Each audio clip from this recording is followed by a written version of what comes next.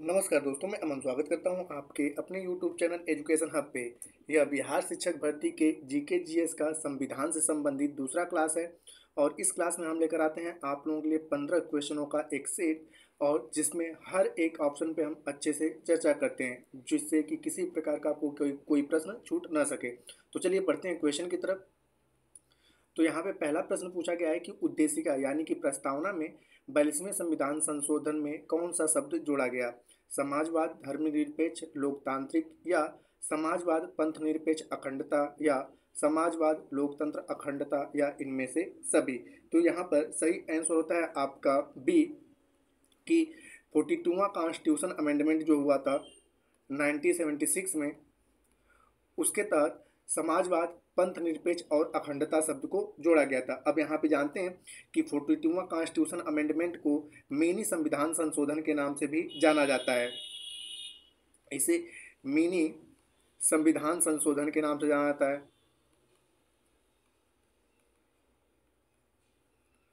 और अगर आपसे पूछा जाए कि अब तक भारतीय संविधान की प्रस्तावना में कुल कितनी बार संशोधन हुआ, तो केवल एक बार हुआ है। और कब हुआ है? 42वां संविधान संशोधन के तहत केवल एक बार संविधान प्रस्तावना में संशोधन हुआ है। यहाँ पे एक मामला आता है साल 1960 का, बेरुवाड़ी बनाम मद्रास राज्य। बेरुवाड़ी बनाम मद्रास राज्य। इसमें यह फैसला दिया गया था कि प्रस्तावना जो है वह भारतीय संविधान का हिस्सा नहीं है। उसके बाद साल 1973 में एक और मामला आता है केशवानंद भारती का, और इसमें यह दावा किया गया कि प्रस्तावना जो है वह संविधान का एक अभिन्न हिस्सा है और इसे भी संविधान का संशोधन के जरिए बदला जा सकता है।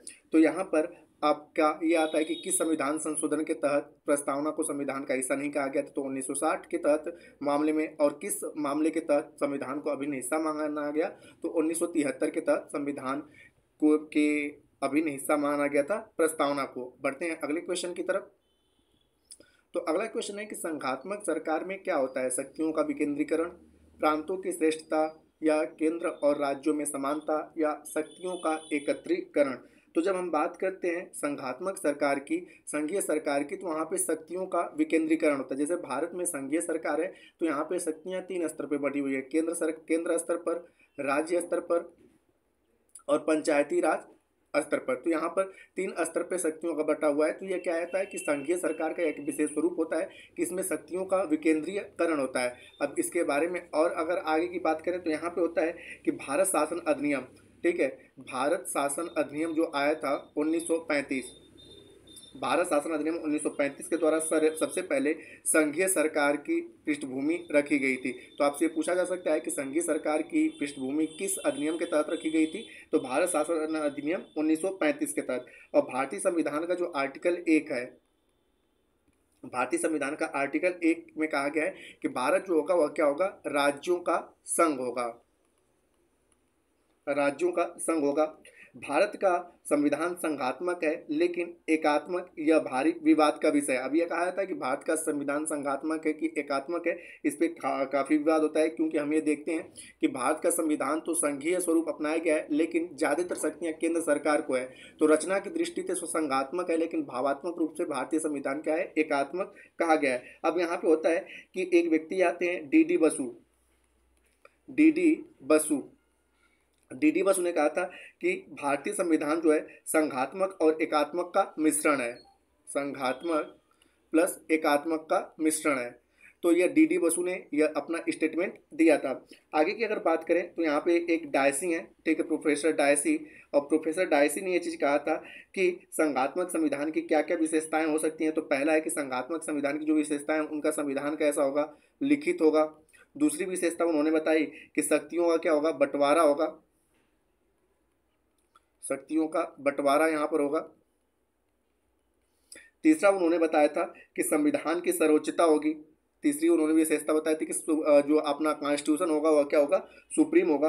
और चौथा ये था कि व्याख्या करने वाला जो होगा, ठीक है, अगर कहीं पर कोई दिक्कत आती है तो स्वतंत्र न्याय पालिका होगा। तो ये चार, ठीक है, प्रोफेसर डाइस ने बताया था कि अगर ये चार लक्षण जहाँ पर देखते हैं उस देश का संविधान कैसा होगा? संघात्मक संविधान होगा, या उस देश की सरकार कैसी होगी? संघात्मक सरकार होगी। हालांकि क्वेश्चन के अकॉर्डिंग सही आंसर होता है आपका ए। बढ़ते हैं अगले क्वेश्चन की तरफ। तो अगला क्वेश्चन है कि निम्नलिखित में से कौन सुमेलित है? पहला कह रहा है आपका कि भारत परिषद अधिनियम 1892 के तहत प्रतिनिधि सरकार की स्थापना की गई। दूसरा कह रहा है कि मार्ले मिंटो सुधार 1909 के तहत केंद्र में द्वैध शासन पद्धति लाई गई। तीसरा कह रहा है कि मॉन्टेग्यू चेम्सफोर्ड सुधार के तहत सांप्रदायिकता प्रतिनिधि को लाया गया। और चौथा कह रहा है कि भारत शासन अधिनियम के तहत प्रांतों में द्वैध शासन लाया गया। तो यहाँ पूछा गया कि कौन सा सुमेलित है, तो सुमेलित केवल ए वाला है कि भारत परिषद अधिनियम 1892 के तहत प्रतिनिधि सरकार की स्थापना की गई। मार्ले मिंटो सुधार 1909 में जो हुआ था, 1909 में मार्ले मिंटो सुधार जो हुआ, इसके तहत सांप्रदायिक निर्वाचन प्रणाली को लाया गया था। सांप्रदायिक निर्वाचन प्रणाली या सांप्रदायिक प्रतिनिधित्व को 1909 के तहत लाया गया था। मॉन्टेग्यू चेम्सफोर्ड की अगर बात किया जाए तो मॉन्टेग्यू चेम्सफोर्ड के तहत 1909 में लाया गया था और इसके तहत 1919 में मॉन्टेग्यू चेम्सफोर्ड को 1919 में लाया गया था और इसके तहत प्रांतों में द्वैध शासन को लाया गया था। प्रांतों में द्वैध शासन को लाया गया था। और यहाँ पे अगर बात करें भारत शासन अधिनियम 1935 के तहत, तो भारत शासन अधिनियम 1935 के तहत क्या किया गया था, तो भारत शासन अधिनियम 1935 के तहत यहाँ पर केंद्र में द्वैध शासन की शुरुआत की गई थी।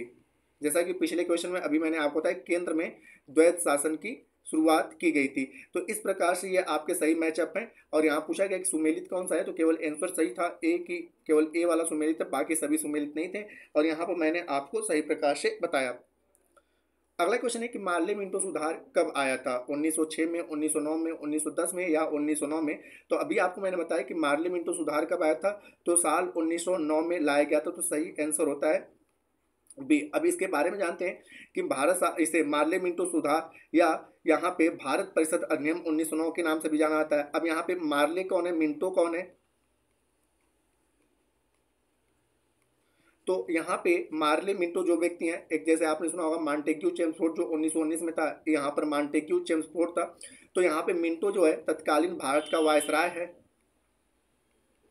और मार्ले कौन है, तत्कालीन भारत सचिव है।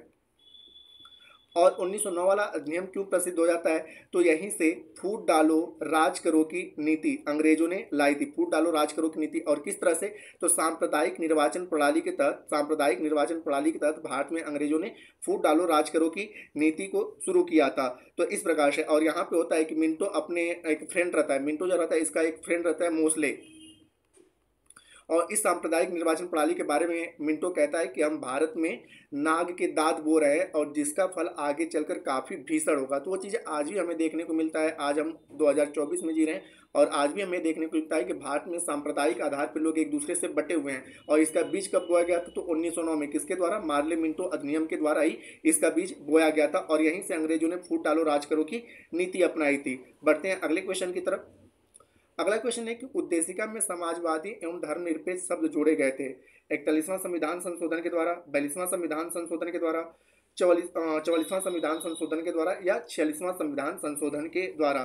तो यहाँ पर मैंने आपको पिछले क्वेश्चन बताया कि भारतीय संविधान की प्रस्तावना में अब तक कुल एक बार संशोधन हुआ है और वह कब हुआ था, तो यहाँ पर हुआ था साल 1976 में।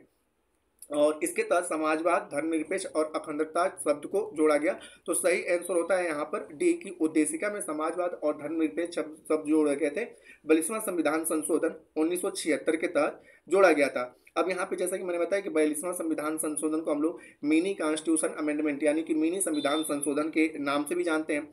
उद्देश्य प्रस्ताव की अगर बात किया है तो संविधान सभा की जो तीसरी बैठक हुई थी 13 दिसंबर साल 1946 को, तो जवाहरलाल नेहरू के द्वारा उद्देश्य प्रस्ताव को प्रस्तुत किया गया था और इसे भारतीय संविधान सभा के द्वारा भारतीय संविधान के प्रस्तावना के रूप में कब एडॉप्ट किया गया, तो 22 जनवरी 1947 को इसे एडॉप्ट किया गया। तो ये फैक्ट भी आप याद रखिएगा। बढ़ते हैं अगले क्वेश्चन की तरफ। अगला क्वेश्चन है कि भारतीय संविधान के अनुसार मानव का दुर्व्यवहार और बलात्कार निषेध है, यह कौन से अनुच्छेद में वर्णित है, अनुच्छेद 23 में, अनुच्छेद 24 में, अनुच्छेद 25 में या अनुच्छेद 26 में। तो अब यहाँ पर हम जानते हैं कि अनुच्छेद 26 में धर्म के आधार पर प्रबंधन का अधिकार है, धर्म के आधार पर प्रबंधन का अधिकार दिया गया है। अनुच्छेद 25 में अंतःकरण की, यानी कि हम किसी भी धर्म को मानने के लिए स्वतंत्र हैं, तो अंतःकरण की स्वतंत्रता अनुच्छेद 25 में है, अंतःकरण की स्वतंत्रता। अनुच्छेद 24 की अगर बात किया जाए तो अनुच्छेद 24 में जो है ये कहा गया है अनुच्छेद 24 में कि बालकों को 14 वर्ष से कम उम्र के बालकों को, कम उम्र के लड़कों को कारखानों में काम करने से प्रतिषेध, काम से निषेध।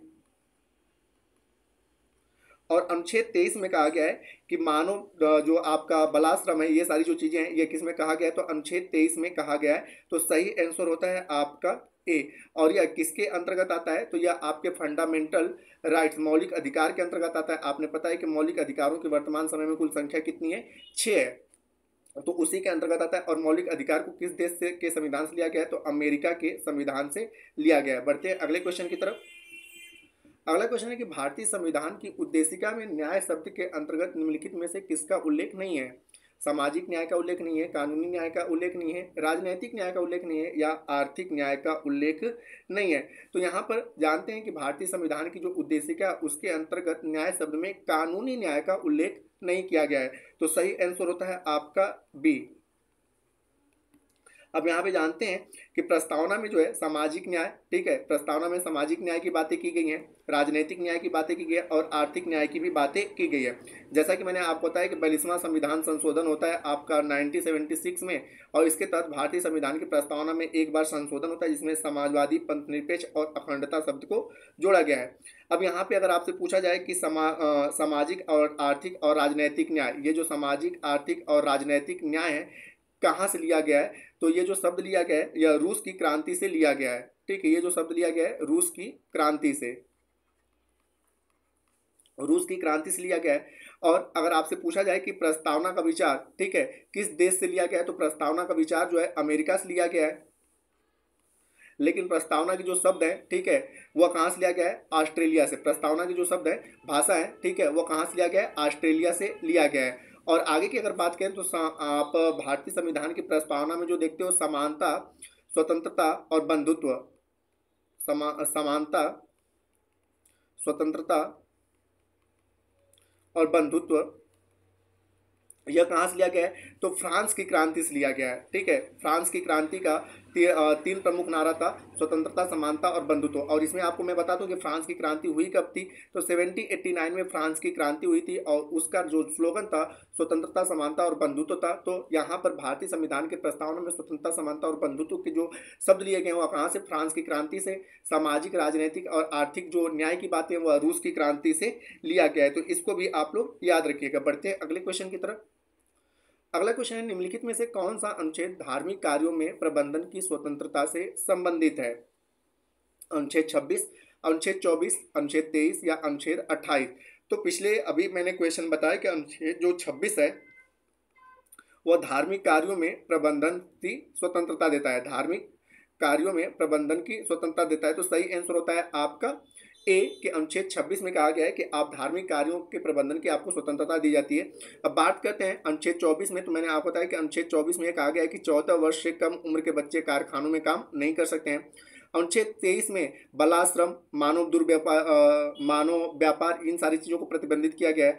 और अनुच्छेद 28 की अगर बात किया जाए तो अनुच्छेद 28 में कहा गया है कि सरकार द्वारा वित्त पोषित या अर्ध वित्त पोषित संस्थाओं में धार्मिक शिक्षा क्या होगी, निषिद्ध होगी। यानी कि अगर किसी प्रकार का गवर्नमेंट स्कूल है तो वहाँ पर हम किसी प्रकार की धार्मिक शिक्षा नहीं दे सकते हैं, ये अनुच्छेद 28 में कहा गया है। और अनुच्छेद 27 में क्या कहा गया है, तो अगर आप किसी भी ऐसे संस्था को, जैसे कि आपका एनजीओ हो गया, ठीक है, या कोई ऐसी संस्था जो किसी धार्मिक कार्यों को बढ़ावा दे रही है, वैसी संस्था को अगर आप डोनेशन देते हो तो आपको टैक्स नहीं देना पड़ेगा। तो ये आर्टिकल 27 कहता है। हालांकि दिए गए क्वेश्चन के अकॉर्डिंग सही आंसर होता है आपका ए। अगला क्वेश्चन है, कैबिनेट मिशन प्लान की योजना के तहत संविधान सभा का गठन कब हुआ था। नवंबर 1947 में, नवंबर 1946 में, नवंबर 1949 में या जनवरी 1948 में। तो यहाँ पे है कि जो कैबिनेट मिशन प्लान लाया गया था, कैबिनेट मिशन को लाया कब गया था, तो कैबिनेट मिशन योजना जो था वह साल 1946 में आया था और इसके तहत नवंबर 1946 में संविधान सभा का गठन हुआ था। तो सही आंसर होता है आपका बी। अब यहाँ पे होता है कि कैबिनेट मिशन में कुल कितने सदस्य थे और ये आया कब था, तो कैबिनेट मिशन जो आया था 24 मार्च साल 1946 को कैबिनेट मिशन दिल्ली पहुंचा, ठीक है, दिल्ली मतलब भारत पहुंचा। और इसमें 3 सदस्य थे, एक था आपका पैथिक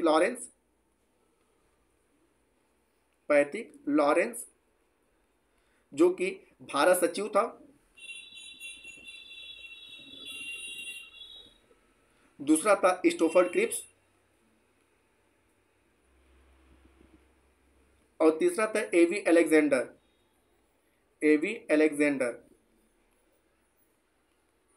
तो एवी अलेक्जेंडर कौन था? तो नौसेना मंत्री था। स्टोवर्ट क्रिप्स कौन था?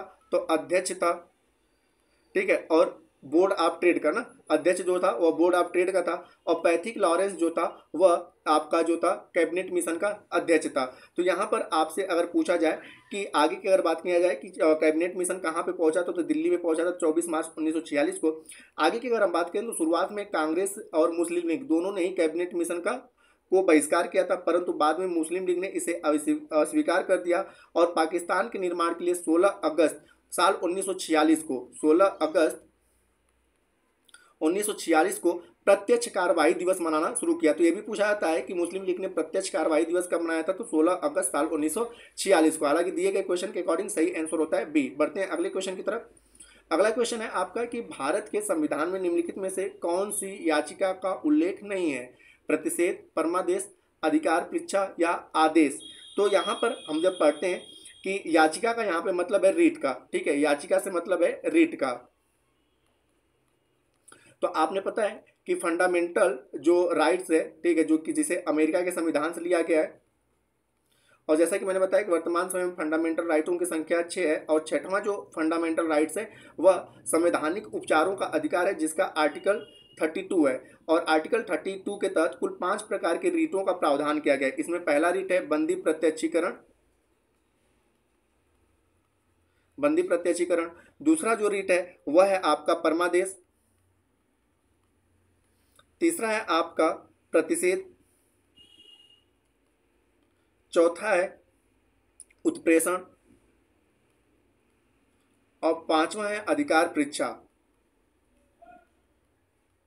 तो सुप्रीम कोर्ट जो रीट जारी करता है आर्टिकल 32 के तहत और हाई कोर्ट जो रीट जारी करता है आर्टिकल 226 के तहत जारी करता है। सुप्रीम कोर्ट की व्याख्या किस आर्टिकल में है? तो सुप्रीम कोर्ट की व्याख्या जो है आर्टिकल 124 में है और हाई कोर्ट की जो व्याख्या है वह आर्टिकल 214 में 214 में है। तो सुप्रीम कोर्ट किस अनुच्छेद के तहत रीट जारी करता है? तो 32 के तहत। हाई कोर्ट किस अनुच्छेद के तहत रीट जारी करता है? तो अनुच्छेद 226 के तहत रीट जारी करता है। तो यहाँ पर इसके बारे में रहा। अब बढ़ते हैं अगले क्वेश्चन की तरफ। हालांकि यहाँ पे जो क्वेश्चन पूछा गया उसके अकॉर्डिंग जो सही आंसर है वह है डी। अगला जो क्वेश्चन है वो पूछा गया है आपका कि निम्नलिखित में से 29 अगस्त 1947 में गठित समिति के सदस्य कौन नहीं थे? तो अब यहाँ पे सबसे पहले तो ये जानना होगा कि 29 अगस्त 1947 को किस समिति का गठन हुआ था? तो 29 अगस्त 1947 को गठित जो था प्रारूप समिति था, ठीक है। तो प्रारूप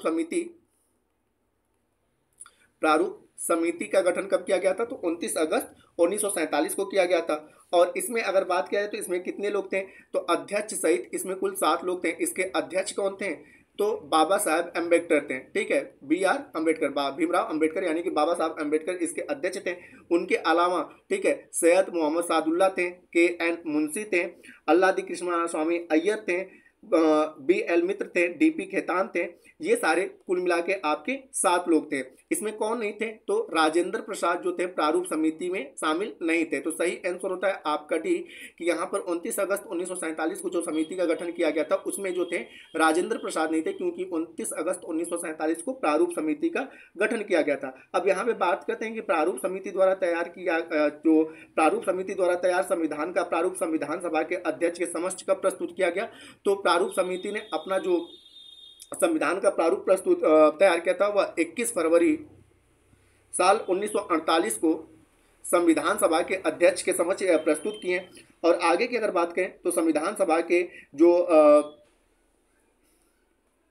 संविधान सभा का जो पहला या हमारे संविधान का सबसे पहला ड्राफ्ट कौन तैयार किया था? तो बी एन राव ने तैयार किया था। और बी एन राव ने, ठीक है, बी एन राव सबसे पहले इन्होंने, ठीक है, ड्राफ्ट को तैयार किया था। और इन्होंने जो अपना ड्राफ्ट तैयार किया था उसमें कुल 243 आर्टिकल्स और 13 अनुसूचियां थी, ठीक है, 13 अनुसूचियां थी, ये इन्होंने तैयार किया था, ठीक है। तो ये सारे इसके फैक्ट के बारे में अलग जो क्वेश्चन पूछा गया उसके अकॉर्डिंग सही आंसर होता है आपका डी की 29 अगस्त 1947 को प्रारूप समिति का गठन किया गया था, जिसमें राजेंद्र प्रसाद नहीं थे। अगला क्वेश्चन है, भारतीय संविधान के कौन से अनुच्छेद में मौलिक कर्तव्यों का उल्लेख किया गया है? अनुच्छेद 50 में, अनुच्छेद 51 में, अनुच्छेद 51 क में, या अनुच्छेद 49 में? तो अब यहाँ पे बात करते हैं कि मौलिक कर्तव्यों का जो उल्लेख किया गया है वह अनुच्छेद 51 क में किया गया है। और इसे कब जोड़ा गया था? तो यहाँ पे फंडामेंटल ड्यूटी की बात करें तो फंडामेंटल ड्यूटी को रूस के संविधान से लिया गया है। इसे शामिल किसके अनुशंसा पे किया गया? तो सरदार स्वर्ण सिंह समिति के अनुशंसा पे, स्वर्ण सिंह समिति के अनुशंसा पे शामिल किया गया था। इसका भाग क्या है? तो भाग 4 क में इसे रखा गया है, भाग 4 क, और आर्टिकल आपका 51 क है, ठीक है। मौलिक कर्तव्यों की वर्तमान समय में कुल संख्या कितनी है? तो मौलिक कर्तव्यों की कुल संख्या 11 है। अब यहाँ पे आगे की बात किया जाए तो आगे आपका है कि जो अन्य आर्टिकल्स हैं, तो अनुच्छेद 50 में जो है वह कार्यपालिका को न्यायपालिका से अलग करने का प्रावधान है। अनुच्छेद 51 में यह लिखा गया है कि जितने भी राज्य हैं अपने जो अंतर्राष्ट्रीय सीमा बनाते हैं वह अपने राष्ट्र की सुरक्षा और अभिवृद्धि के लिए उनसे अपने रिलेशनशिप को बनाए रखेंगे। और अनुच्छेद 49 में क्या कहा गया है? तो अनुच्छेद 49 में ये चीज़ें कहा गया है कि राज्य राष्ट्रीय महत्व के स्मारकों, स्थानों और वस्तुओं का क्या करेगा? संरक्षण करेगा। तो यह अनुच्छेद 49 में कहा गया है। हालांकि जो क्वेश्चन दिया गया है उसके अकॉर्डिंग जो है वह आपका सही आंसर होता है सी। अब यहाँ पे मैंने आई थिंक बताया होगा कि फंडामेंटल ड्यूटीज को, ठीक है, इसको भी 42वां संविधान संशोधन 1976 के तहत, ठीक है, 1976 के तहत जोड़ा गया था, ठीक है। या अगर आपसे पूछा जाए क्या मौलिक कर्तव्य मूल संविधान का हिस्सा था, तो मौलिक कर्तव्य मूल संविधान का हिस्सा नहीं था, क्योंकि इसे 42वां कॉन्स्टिट्यूशन अमेंडमेंट के तहत जोड़ा गया है। अगला क्वेश्चन है, आपातकाल की उद्घोषणा हो तब निम्नलिखित में से कौन मूल अधिकार को छोड़कर अन्य सभी मूल अधिकारों के प्रवर्तन के लिए न्यायालय में जाने का अधिकार निलंबित रहता है? अनुच्छेद 20 और 21, अनुच्छेद 21 और 22, अनुच्छेद 19 और 20, या अनुच्छेद 15 और 16? तो यहाँ पर सही आंसर होता है कि जब आपातकाल की घोषणा होती है तो अनुच्छेद 20 और 21 को छोड़ने के फिर अन्य सभी के लिए न्यायालय में जाने के लिए क्या होता है? अधिकार निलंबित रहता है। अब यहाँ पर जानते हैं इनके बारे में कि आपातकाल की घोषणा, तो यहाँ पर हमारे यहाँ 3 प्रकार के आपातकाल की घोषणा किया गया है। आर्टिकल 352 में जो है वह राष्ट्रीय आपात है। आर्टिकल 356 में राष्ट्रपति शासन है, राज्यों में राष्ट्रपति शासन है। और आर्टिकल 360 में वित्तीय आपात है। अब तक राष्ट्रीय आपात की कुल 3 बार घोषणा किया जा चुका है। अभी तक एक बार भी भारत में वित्तीय आपातकाल की घोषणा नहीं की गई है। अब यहाँ पे जानते हैं कि जब राष्ट्रपति अनुच्छेद 352 के तहत राष्ट्रीय आपातकाल की घोषणा करता है तो अनुच्छेद 19 के तहत प्राप्त सभी मौलिक अधिकार क्या होते हैं? स्वतः निलंबित हो जाते हैं। तो अगर आपसे पूछा जाए कि सबसे पहले कौन सा आर्टिकल निलंबित होता है, तो आर्टिकल 19 सबसे पहले निलंबित हो जाता है। अनुच्छेद 19 के अलावा मौलिक अधिकारों को राष्ट्रपति द्वारा अनुच्छेद 359 के तहत अधिसूचना जारी करके निलंबित करना होता है। तो यहाँ पे यह भी क्वेश्चन पूछा जाता है कि जब राष्ट्रीय आपात लागू होता है तो सबसे पहले कौन सा अनुच्छेद निलंबित होता है? 19। इसके अलावा जितने भी आपके मौलिक अधिकार हैं, ठीक है, उनके लिए राष्ट्रपति क्या करता है कि आर्टिकल 359 के तहत क्या करता है? अधिसूचना जारी करता है। उसके बाद क्या होते हैं कि अन्य अनुच्छेद क्या होते हैं? निलंबित होते हैं। तो यह भी आप याद रखिएगा कि जो मौलिक अधिकारों के निलंबन से संबंधित कौन सा आर्टिकल है, तो 359 है, ठीक है। जब तक नहीं तो अगर आपातकाल केवल लागू होता है तो केवल आर्टिकल 19 खत्म होता है, अन्य सभी नहीं खत्म होते हैं। अन्य सभी को खत्म करने के लिए 359 का अनुच्छेद का राष्ट्रपति को उपयोग करना पड़ता है। तो हालांकि दिया गए क्वेश्चन के अनुसार सही आंसर होता है आपका ए। बढ़ते हैं अगले क्वेश्चन की तरफ। अगला क्वेश्चन है कि राज्यसभा के सदस्यों के चुनाव की प्रक्रिया ग्रहण की गई है जापान के संविधान से, दक्षिण अफ्रीका के संविधान से, संयुक्त राज्य अमेरिका के संविधान से, या आयरलैंड के संविधान से? तो यहाँ पर राज्यसभा के सदस्यों के चुनाव की जो प्रक्रिया है वह दक्षिण अफ्रीका के संविधान से ग्रहण की गई है। तो सही आंसर होता है बी। अब यहाँ पे जानते हैं कि राज्यसभा भारतीय जो संसद है, ठीक है, हमारे संसद के 2 अंग है, एक आपका लोकसभा है और एक आपका राज्यसभा है और एक राष्ट्रपति है। इन तीनों को मिलकर क्या बनता है? संसद बनता है। तो जो हमारा राज्यसभा है इसको उच्च सदन के नाम से भी जाना जाता है, यह अस्थाई सदन भी है और यह कभी भंग भी नहीं होता है, यह कभी भंग नहीं होता है।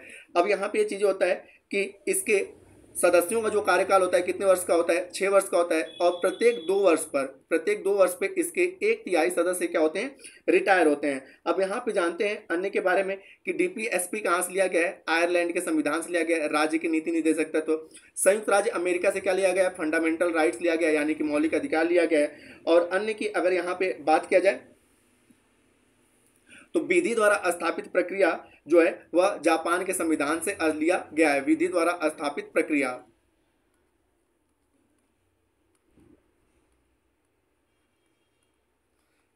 जो है वह जापान के संविधान से लिया गया है। अब बढ़ते हैं अगले क्वेश्चन की तरफ। तो आज का अंतिम क्वेश्चन है कि संस्कृति और शिक्षा का अधिकार वर्णित है अनुच्छेद 28-29 में, अनुच्छेद 29-30 में, अनुच्छेद 30 और 31 में, और अनुच्छेद 28, 29, 30 में। तो यहाँ पर संस्कृति और शिक्षा का जो अधिकार वर्णन है, इसका वर्णन है, यह 5वां अधिकार है, और इसका वर्णन अनुच्छेद 29 और 30 में किया गया है। तो सही आंसर होता है आपका बी। अब यहाँ पर जानते हैं कि जैसा कि मैंने बताया कि फंडामेंटल जो राइट्स है यह अमेरिका के संविधान से लिया गया है। इसके भाग की अगर बात किया जाए तो भाग जो है भारतीय संविधान का 3 है। अगर आर्टिकल्स की बात किया जाए तो 12 से 35 तक कुल आपके फंडामेंटल राइट्स के अनुच्छेद है। अब यहाँ पे अगर 29 की बात किया जाए तो अनुच्छेद 29 में क्या कहा गया है, तो आर्टिकल 29 में ये चीज़ कहा गया है कि इसके तहत अल्पसंख्यक समुदाय के लोगों को अपनी बोली, भाषा, लिपि और संस्कृति की सुरक्षा रखने का अधिकार है। और आर्टिकल 13 में यह कहा गया है कि सभी अल्पसंख्यक वर्गों को अपनी रुचि के शिक्षण संस्थानों की स्थापना करने तथा उनके प्रशासन संचालन करने का अधिकार दिया गया है। ठीक है, तो ये कहा गया है। और साथ ही साथ आर्टिकल 28 की अगर बात किया है, हालांकि इसमें है नहीं लेकिन आर्टिकल 28 इसमें दिया है। तो आर्टिकल 28 में कहा गया है कि राज्य द्वारा वित्त पोषित शिक्षण संस्थानों में धार्मिक शिक्षा नहीं दी जाएगी। ठीक है, राज्य अगर कोई कर रहा है तो उस पर किसी भी प्रकार की धार्मिक शिक्षा का प्रावधान नहीं होगा। और आर्टिकल 31 में, ठीक है, आर्टिकल 31 की बात किया है तो इसी में संपत्ति का अधिकार था, जिसे कानूनी अधिकार बनाकर, ठीक है, अनुच्छेद 300 में रख दिया गया। तो हालांकि दिया गए क्वेश्चन के अनुसार सही आंसर होता है आपका बी। तो दोस्तों ये जो था पॉलिटी से संबंधित जो है आपका जीके जीएस का दूसरा क्लास रहा। उम्मीद करता हूं कि आपको अच्छे से समझा पाया होगा। अगर वीडियो पसंद आए तो वीडियो को लाइक करें, कमेंट करें तथा अपने दोस्तों के साथ शेयर करें, और चैनल पर नए हैं तो चैनल को सब्सक्राइब अवश्य करें। तथा इस पीडीएफ के लिए आप हमारे टेलीग्राम से जुड़ सकते हैं, जिसका लिंक वीडियो के डिस्क्रिप्शन में दिया हुआ है। तो वीडियो के अंत तक बने रहने के लिए धन्यवाद। मिलते हैं जल्दी नेक्स्ट वीडियो में।